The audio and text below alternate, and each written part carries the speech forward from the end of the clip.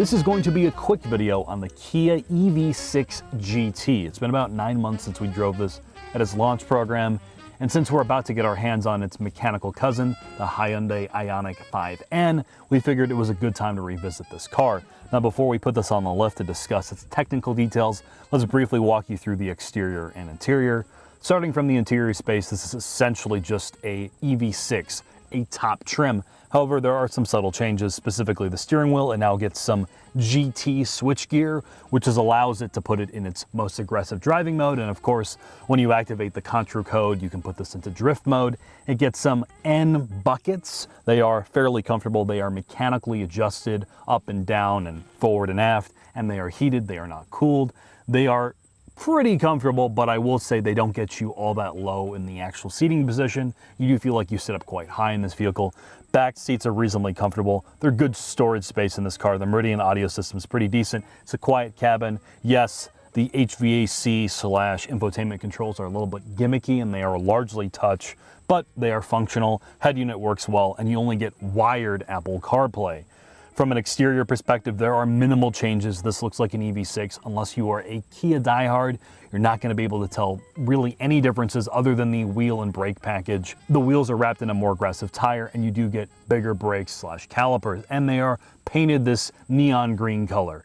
Past that though, I think it's time for us to put this up on the lift and walk you through all the technical tidbits. Mark, we're in the shop with the Kia EV6 GT. Now, before we talk about anything technical, I know you have some marketing statistics to hit me with. Yeah, this is explosive performance. Oof. It's faster than supercars, and that's where the technical information ends. Kia and Hyundai, no offense to them, but they do not lead with engineering or technical data ever. If you ask them how this is set up, how anything works, they will always tell you the numbers game first. So we know the bare basics here. We know what the electric motor size is, the battery pack size. That is about it. So tell me those numbers, Jag. So this is on eGIMP, which is their electric architecture. This is shared with the Ioniq 5, the upcoming Ioniq N, and of course the regular EV6. It is strut front, multi-link rear. It has a 77.4 kilowatt hour battery. The front motor is 160 kilowatts. The rear is 260, 270. It's good for 0 to 60 in 3.6 seconds. The quarter mile in 11.7. And the total range of this bad boy is a little over 200 miles. They claim 231. However, once you start running HVAC and you drive this thing around, you're looking at a slight smidge over 200. To be fair to this car, it's a small battery and it is an 800 volt architecture, which means the byproduct of that is it charges relatively quickly. 10 to 80 on a DC fast charger is like 17, 18 minutes, which is pretty good.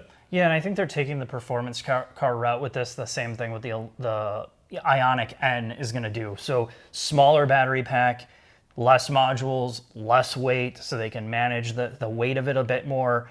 So you're not getting the maximum range to sacrifice, stick your tires and all the things that go along with that. The 800 volt architecture really in this price point, to be fair, it's a huge pro because there's a lot of efficiency built in despite this not being the most efficient use of it. But you do get that DC fast charging speed if you have the availability to those 350 kilowatt chargers or 150 kilowatt chargers too as well. So despite it having the lack of range, you make up for it in the speed of charging, and they're banking on people who are going to have a charger at home. Mm-hmm. So this 200 mile range is not the end of the world.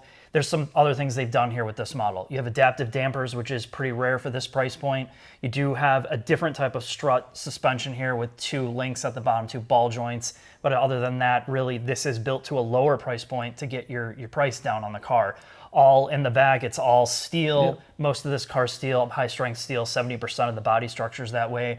And then the rear end, the special part about the electric motors, there's no torque vectoring here except by brake. They're open differentials except in the back. It has an ELSD, Jack. You want to tell me how that works? Well, I asked our engineering rep from Kia Hyundai and they have no idea. The other thing I will bring up is the damper tuning and the spring rates are different. They're specific to the EV6 GT, much like the E-Diff. I have no idea how much stiffer they are because our Kia reps don't know. And when it comes to efficiency, just to double back on that, you're looking at between 2.9 to 3.1 miles per kilowatt hour, which is not terrible. That's in line with a lot of other performance EVs like the E-Tron, RS, and all that other fun stuff. So with that, Mark, let's go take this for a quick drive, because this is really just a refresher before we get our hands on the Ioniq 5N.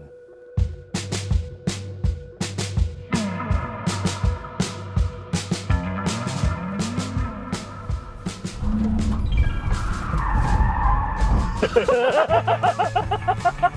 try that again. Let's go this way. Oh, dude, we're not in real mode, Mark. Turn on the fake noises. How do I do that? I gotta I go don't to know. setup. I gotta jump through 10 different menus. Setup, sound, What sound do you put active on? sound design, Okay, cool. That's 6 touches. 7 7 touches. largest change, advanced Swerving styling, all over the custom road. sound. Now, touchscreens don't affect your ability to drive straight, Oh, believe me. they never do, Mark. This is the kind of performance I'm looking for. You found it, bud. Man, that's the kind of sound I want in my Kia, Mark. Isn't there something less grating than that? We'll go to dynamic mode. Oh, There we way go. better, Yeah, way better. yeah, that sounds dynamic. So we've been talking about this car now for a little bit, Mark, and we've driven a bunch of EVs in the last couple months, everything from the Lucid Air Sapphire to RS E-Tron to pretty much everything else in between, and you really liked this car's lesser mechanical sibling. As a normal car, yes. Yes. Not as a performance car. I'll get out of drift mode and put it back into GT mode. Okay. What do you think of this vehicle? You've driven a little bit. I mean, getting over its initial compromise of not really having more than 200 miles of range. If you can't deal with that, you're not going to want to own this car. But if you can, if that fits your lifestyle, what do you think about this as a product? I think we understand that almost every single electric car, aside from some of the Teslas, are first generation cars. So if you come into that understanding that there are going to be definite problems with that, and you can get over that, much like you can get over the abysmal range this thing has. There's some interesting things that they're doing here, and then one of the reasons why I was really interested in this is the setup for the Ioniq 5N or the Ioniq N, which I'm really excited about, honestly, because it looks like the first of its kind, first generation affordable EV that also enables some like driving character. And when I say driving character, I don't mean just going straight in fast line like everybody's obsessed with, like actual good driving dynamics where things feel natural. And I'm really, really hoping this car's not a setup for that, because it's on the same fundamental foundation, on the same architecture, e-GIMP, and if it's gonna feel like that, it's gonna be a pile of shit. Not that there's anything fundamentally wrong with this, but as a driving tool, the things that you're supposed to do to feel connected to this car, this has nothing of that. I got to drive this at the racetrack in Las Vegas, and Kia was kind enough to give me private sessions. Let me drift this car, tandem drift it with a former Top Gear test driver and all this other fun stuff. And it is very capable. It is a surprisingly capable SAV or SAV. But the thing that he and I both agreed on once the cameras weren't rolling is that the weird thing about this car isn't that it won't do what you ask it to do, is that you feel nothing. The first time you drove this, you turned everything off and you obliterated tires. And you literally couldn't tell you were spinning the tires in the back till you looked in the rearview mirror and you saw a big cloud of smoke. That's the biggest problem with this car, honestly. It's not that it's not fast, it doesn't turn, it's not stable, it doesn't do car things right. It's like sitting in a set of Corsa. Like, you're literally playing a video game. There's no feedback through anything. The steering is dead. There's no brake pedal feel because you're brake by wire. The throttle's not connected to anything. The electric motors don't really give you any feedback. And the most egregious part is, to your point, you don't know what the tires are doing. Like, I could literally be evaporating tires, like turning them into dust, or I'm sorry, liquid, and you don't even know they're spinning, other than maybe a little bit of faint noise and smoke out the back. This car lacks any type of feedback at all. And, you know, I guess that's where they need to do, well, Hyundai and Kia are not going to do that work. They never have, aside maybe from the Genesis G80 in terms of a handling, like, dynamics feel. None of their other cars have had great dynamics. But this car specifically is the exact opposite mentality of what we just got out of with the Lucid Sapphire, right? Like, they really worked. It wasn't so much about the car. They worked on the suspension setup, the calibration, the steering feel. They chose a steering rack that was the same steering rack out of a Porsche GT3, right? Because they wanted like the best modern EPS steering feel, like communication. And for a fun car, like something in this price range, I don't expect all that. What I expect is some feedback, and this has like probably 5%. I think that's the only disappointing part about this car. Again, if you can live with the compromise of the range, it's priced well, it's very capable, it's very fast. It's just the driver involvement. All the things that make the EV6 and the regular Ioniq 5 good cruisers hurt this because it's so well isolated. Yeah. The weird thing is the ride, because they wanted to give it back body control, it's very stiff for a big SUV like this. And the other disappointing part is Kia and Hyundai, specifically Hyundai, when the N engineers get to work on a product like the Kona N or the Elantra N, they can build a very engaging car, and that's what I'm hoping. I really hope that it fixes a lot of this. I mean, and this is the funny thing about this brand, or like this generation of EV, is that when you look at the stat line, I just looked at the media page to see what, I don't remember the technical details, and the first thing they lead with is it's faster than a Huracan Evo and a Ferrari Roma 0 to 60. Like, that's what they're leading with. Who cares? But that's what they're trying to sell it on, is on paper, this car delivers. It's fast in a straight line, it's fast to 100, it handles well, all this stuff, but it doesn't feel good to drive. I think that's the thing. And we had this discussion a bit ago about these EVs make cars feel like they're more luxury vehicles. And when you have that sense of luxury and isolation, you're stripping out a lot of the other things. And the fact that this kind of feels like a luxury car, but doesn't deliver on the luxury car things, is not good enough for me. Like, personally, I think that the parlor trick of it being fast wears off in about 10 seconds. And no one's going to drive this car. And no one really is going to drift this thing. Nobody's going to do that. So it doesn't do like the normal car stuff great, which is why I would choose an Ioniq N, or I guess, to be fair, an EV6 over this, because this is just completely lost. And the range part of it, because it's adding the power level's so inconsistent in terms of state of charge is so inconsistent, because it's trying to look at how much juice you're pulling from the battery, and it's recalculating. So if you go in a different mode, it could show you one number, and you go into eco, it's like vastly different. If you get on the throttle too much, it drops precipitously. And as you found coming out in a colder morning, it drops like 30 miles off the range when you get in the car overnight.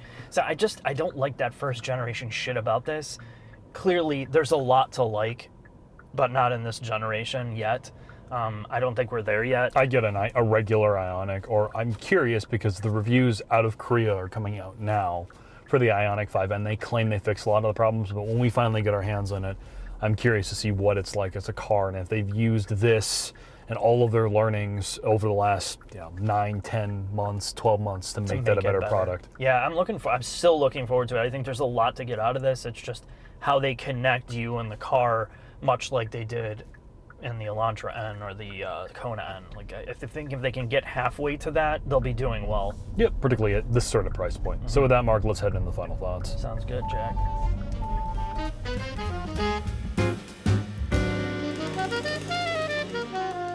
Final thoughts on the Kia EV6 GT. And I'm going to be brutally honest about this, because I feel like I need to be. If you've watched any of our current electric car videos, you'll know one thing. And this is from talking to engineers, designers, people in this industry that 100% agree we're in the early days of electrification. First generation electric cars. Maybe not so much Tesla, but they're still learning. Trying to improve efficiency, manufacturing, quality, all of the things that they're struggling with. Every brand is going to be going through this. And in the case of trying to turn an electric car into a performance vehicle is a totally different story. And I'm just going to say this, really. Tech is cool, moving forward's cool, we have to advance in terms of technology. And it's easy to say that on the industry side, because that's our job, is to talk about cars and how cool they are and whatever. But when you're somebody that has to pay the money to buy one of these first generation vehicles where they're not sorted out, they're not figured out yet, and are going to be completely replaceable in like 5 to 8 years or even 10 years, they're going to be an absolute joke. You look at the early electric cars from 8 years ago now, you wouldn't want to be stuck with one of those. And it's going to be the same thing with this current generation of cars, because we've already seen battery tech greatly improve, and it's going to accelerate so fast. Even electric motor design is changing. It's getting more compact, more powerful, more efficient. And the packaging of vehicles is going to follow that too, where you're going to see much better utilization of a frunk, something that the EV6 doesn't have. Like, a lot of this is still being sorted out. So why would I ask somebody to invest $50,000, which is the second most expensive thing people are going to buy, is a car in their life, on something that is not figured out yet? That's an experiment. And I just can't recommend it, even as a lease. Now, as a commodity car, something that you were driving just point A to point B, kind of like what Tesla's mastered, you could make an argument that that's okay. Plus, they have a legitimate charging network in most places. So you can charge on the go and you can charge at home, and it's got a decent range. But the story changes quite a bit when you switch over to the sports car or performance car mentality, because the expectation level becomes different. If you want to just take an electric car and turn it into a sports car, it's not that easy. We just saw that with the Lucid Air Sapphire. They spent an asinine amount of money to make that car feel like an older sports car. Most companies are not going to do that, namely in the $40,000, $50,000 price range yet. And what you have in the EV6 is a perfect example to designers, engineers, if you're in vehicle dynamics, all that, drive this car. It's a blueprint for everything not to do. You feel nothing, absolutely nothing, through brakes, tires, chassis, suspension, anything to do with driver inputs is just gone. And I think if all you cared about was going fast in a straight line, you could make an argument for it because it's quick. That's not enough. Honestly, it's not enough, because the range is so shit that once you drive it like a monkey, you're getting less range than you would in like a V10 supercar. So again, right, like, I get they have to start from somewhere, but it shouldn't be somewhere on the money that you're just throwing away on something that's going to be completely irrelevant. And I'm going to leave it at that. Thanks for watching. I'll see you next video.